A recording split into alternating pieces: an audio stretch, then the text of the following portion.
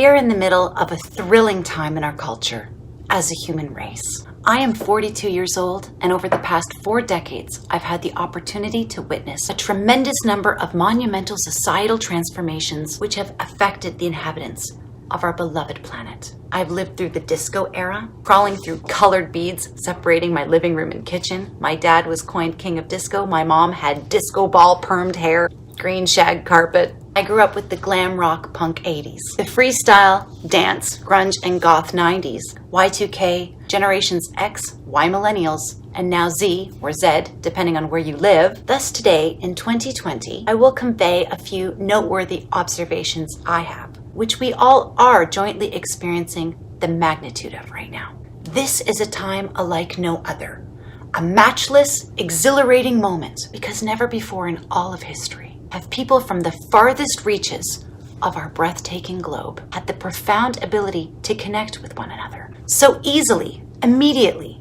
affordably, completely, and continuously, nor to be exposed to, learn from, and evolve utilizing this lightning fast, virtually free global communication and information infrastructures, including but not limited to social media, YouTube, Google, Skype, Messenger, WhatsApp, in other words, the internet. Those of us over the age of 25 can attest to how different our world is now, which cannot be understated nor taken for granted. This little multimedia, studious, communicative tool has massively contributed to globalization across all disciplines. Just a few short years ago, it was expensive, slow, unreliable, and location-specific to unite and collaborate with people overseas, let alone in remote areas. But as a result of enhancements, people who have been around long enough will confirm what I see. I now see a world where more and more and faster and faster and faster bubbles are being burst. Expansion of knowledge is sprinting forward. A blending of all people and a consequential restructuring of ideals is increasingly becoming more commonplace. So very little today is foreign, strange, unheard of, shielded or censored from both our youth and adults of all ages. We are attenuated to so much, used to, and accustomed to the bombardment of data, as well as the tumultuous speed with which our world turns these days, which in turn affects our actions. At present, a 3-year-old holding a tablet has more access to information than world leaders had a mere 20 years ago. This is colossal and gained by implementing a much more simplified and expedited process as well. Another big kicker, right now, 10-year-olds have the capability to have more mass and prompt exposure of their ideas than elected politicians did 15 years ago. Posting to a worldwide audience and marketplace. When you consider the enormity of this change, as well as the exponential rapidity of technological advancements made lately, it's mind-boggling. Our world is becoming small, more known about, more familiar, more opportune, and more integrated, lending to the sharing of concepts, inspiration, and education via channels which are not just swift with boundaries, but instantaneous and global. Creating social networks, partnerships, and yes, even activist movements has never before been more facilitated and thus feasible, ever. This luxury has radically accelerated economic, social, spiritual, and scientific progression. Hands down, however, the very most important and interesting development to me is my one big take-home, hit-home, yet strikingly simple point, which I could not be more ecstatic about. But let's just call it what it really is, please. Common sense. Eradicating what never should have been in the first place, and what I can barely believe has taken this painstakingly long a duration to weaken. What is it? All of this has contributed to the fact that the predominant culture of today's contemporary developed nations, what scholars term 21st century civilization and the new roaring 20s, no longer glorifies, promotes, nor anxiously subscribes to the engaging dogmatic stemmings of social Darwinism.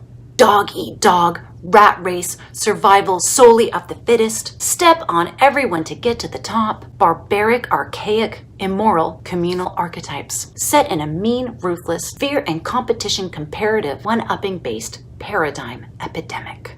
Nope, rather we are all promptly moving toward a kind compassionate, inclusive worldview at ever-cumulative speeds. This is unfolding via organized alongside organic methods and means. What is common sense is dispersing and multiplying quicker and quicker. What is common sense to people with a heart, with an unbiased, objective, fair and sound mind? What is common sense to the innately wise? To those whom have empathy, who can and who allow themselves to place themselves in another sentient being's proverbial shoes. What has always been common sense to those people is now finally becoming the same to the rest. Because of our heightened interrelations and enlightening one another, directly or indirectly, across continents, states, provinces, across first, second, and third world countries, simultaneously reaching both urban and rural population demographics, from small towns to major metropolitan city centers, and even from across our very own streets. We are graciously granted privy knowledge of the ongoing intimate details of each other's lives, systematically giving rise to improved internationally adopted views and philosophies, which foster modern universal standards and codes, yielding a transnational landscape where people value niceness, not viewing such as weakness to be exploited, but instead strength, where our heart is our power, especially when we join forces with other like-minded and like-spirited persons. A world where we rally together to ensure that nice guys finish first and that light and justice wins. Goodness is consuming the spotlight like never before, being publicly recognized, rewarded, and honored. And utterly interrelated with this, we are experiencing a common sense, quickening global shift toward egalitarianism, equal rights, and equality of color, of course, of gender, of sexual orientation and identity, of race, creed, and even of socioeconomic status. That's the truth. In a multitude of ways, the playing field is being leveled, in no small part due to increased opportunity for all and a widespread shift in values. What really matters in life is taken more seriously today and esteemed.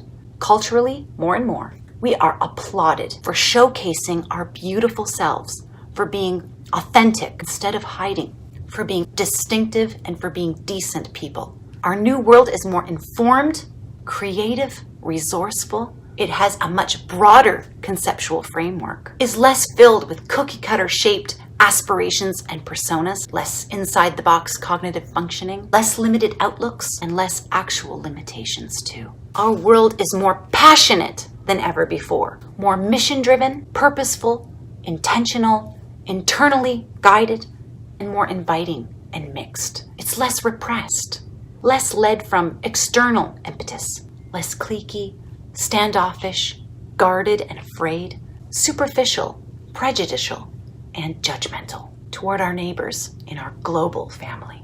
I see a new world, a world strictly and fervently unsupportive of bullying, racism, sexism, and abuse of all sorts, and of judging books by their covers in the innumerable fashions that existed. A world where people are no longer viewed as property in the countless ways they used to be. A world where animals are valued more, and where humans are treated less like animals and disposable commodities, cracking down on child labor and human trafficking. A world working harder than ever to solve health and mental health crises. A world where persons with disabilities are not liabilities, but are celebrated for their competencies and contributions.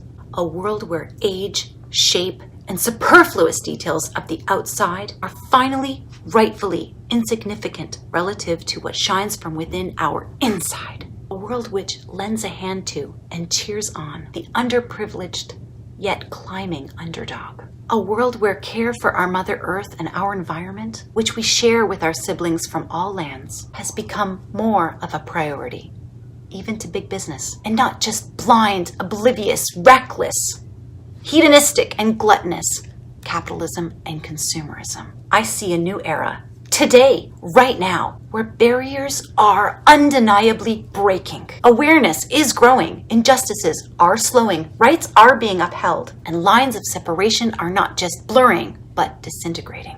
Because our world is dismantling stereotypes, myths, sweeping generalizations, and hence discrimination. In this brave new world we are so fortunate to live in now, everyone has an audible voice.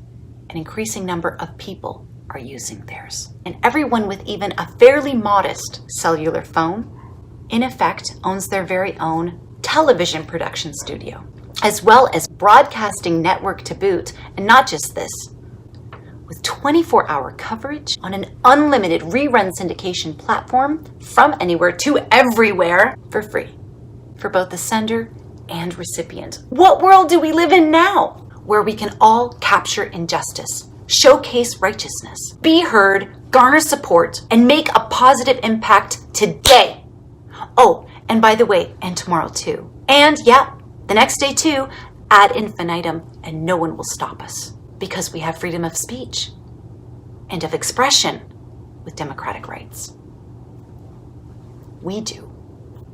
Additionally, pertaining to learning and access to information, amassing knowledge and sparking innovation in the not-so-distant past, who among us was graced with an affordable means of attaining such vast, internationally acclaimed educational resources, which are not just rampantly available, but astoundingly conveniently darting right into the palm of your hand, no less.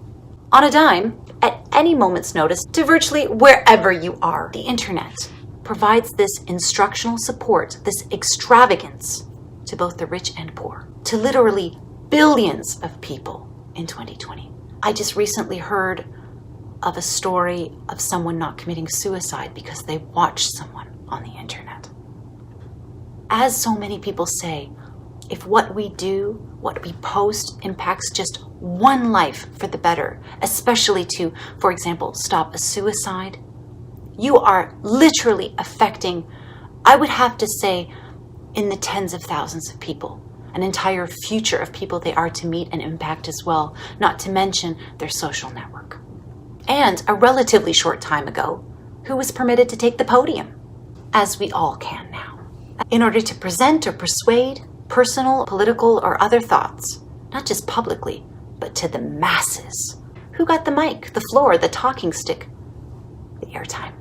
In our nations, these stages were virtually exclusively reserved for heads of state, of church, and of commerce. And in our communities, their categorical subsidiaries. But no longer. Today, real power is not only in the hands of those with money, stature, lineage, rank, formal education, muscle, connections, nor years of working up to the position. No.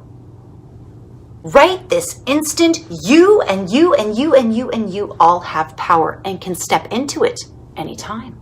You have far-reaching potential and ripple effect potency to help raise all of us up together, as never seen before in any past time of our human species. If this is not exciting, I don't know what is. And I estimate that this will only increase.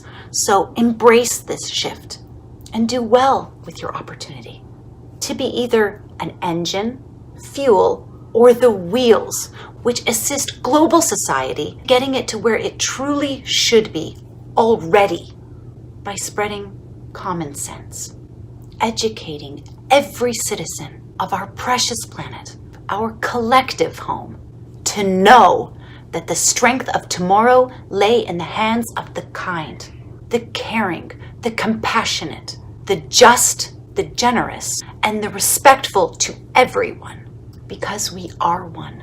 We are all connected. Blessings to you all.